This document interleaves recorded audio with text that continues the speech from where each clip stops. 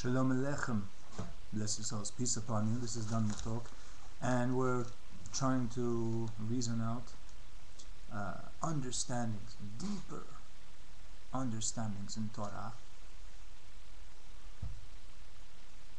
And why is it that King David HaMelech, the sweet singer of Israel, was able to bring out for the people of his generation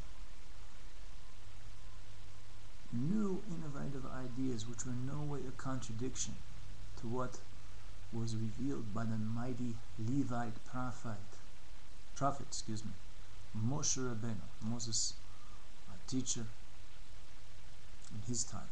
And it was about 400, give or take, years between the lifetime of David and Moshe, David and Moses.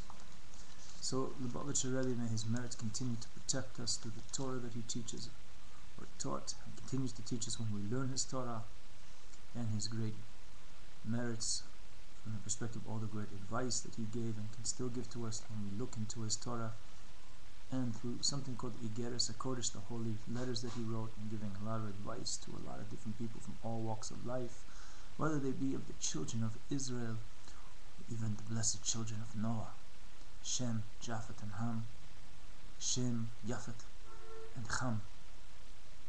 So the Rebbe explains from a teaching that was revealed 5,715 years into the creation, Tafshin Tezvov, which will be 54 years exactly this coming Shabbat, may it come upon us in a peaceful, pleasant way. Or if you're thinking in an Anglo-Saxon style, 1955. Anyway, so let's remember this general principle that the Torah that Moses wrote, which is called Torah, someone called the Old Testament, but I find nothing old about a teaching that's eternal. It's actually a renewed teaching each and every second, also known as the 5 books of Moses. So there were things that Moshe was committed by the Most High to write down, which had a lot of deeper dimensions to them, which King David HaMelech revealed into the creation.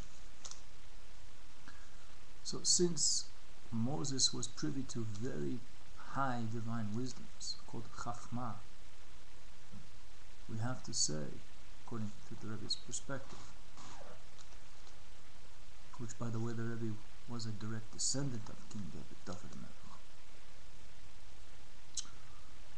that King David was also an expression of wisdom, Chachma. So the Rebbe explains that there are 2 general levels in Chachma called Madrigot. There is Chachma Ilah, the higher level of Chachma, and Chachma Tata, the lower level of wisdom. We can understand what Chachma Ilah is by thinking of a Nakuda, a point, a dot. And from that dot, other levels of awareness shall grow and manifest and be revealed. When those teachings, elucidations, elaborations are revealed from that allegorical dot, essential point of that concept that the teacher wishes to transmit to student, the revelation takes place in Chachma Tata, the lower level of wisdom. And once it comes down to the level of Chachma Tata, the lower wisdom, then we can say it is relevant that there is a receiver at the end of this lower wisdom.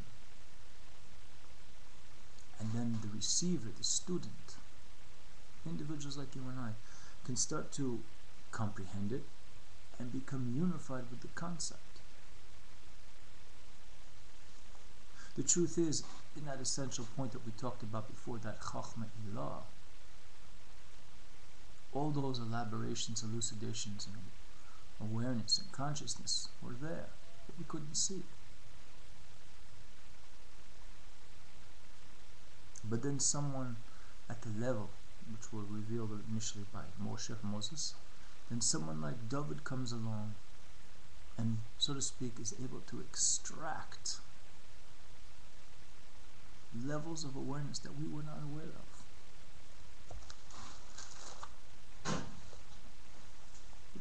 So we should be aware of this, that what someone like David revealed, King David revealed, was not necessarily something that was new, but something that was concealed, just like electricity has always been a part of the creation. Yet the human being species, has only made basically practical use of it in the last 130 years, 120 years, I'm not exactly sure when.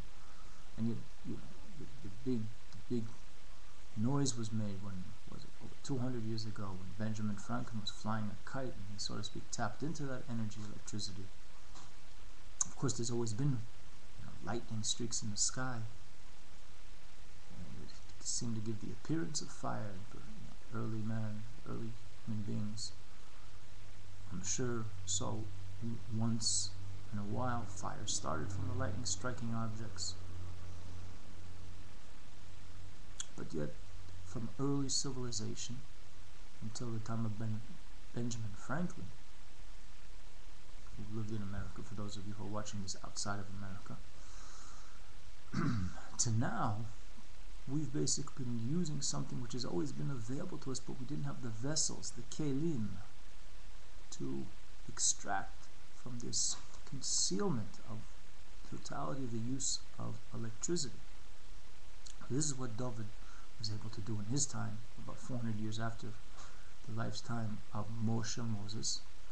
And this has been the tradition of Israel, that those who sanctify themselves in order to get higher levels of awareness, eating refined foods and staying away from a lot of the vanities of this world among the nation of Israel, have been able to reveal inner dimensions of Torah which were previously not revealed in previous generations, and yet they were not violating anything.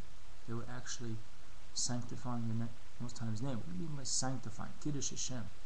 Meaning they were revealing to the children of man, whether it be of the children of Israel or the children of Noah, dimensions of awareness which were previously known only to the celestial realm of the angels and the Most High, because of course He knows everything. But these were things just like that electricity, were just waiting to be tapped into. Teachings of Torah just waiting to be explored and fleshed out. So when wisdom reaches a lower level of manifestation, it's an expression of malchut, kingship, royalty. And who better than someone like King David, the very embodiment of royalty for the nation of Israel, and for those who want to take an instruction from his kingship, with all of his positive achievements, failures, and attempts to rectify things that need to be rectified.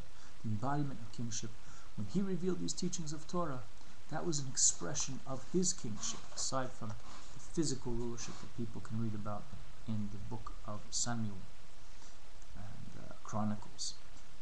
You can also get some sort of idea of how he ruled via his sweet psalms. So blessed souls, we'll stop here now. Sababa, rejoice. Have echad, one love, and Gurul echad u'kulanu, one destined for us in a peaceful, pleasant manner.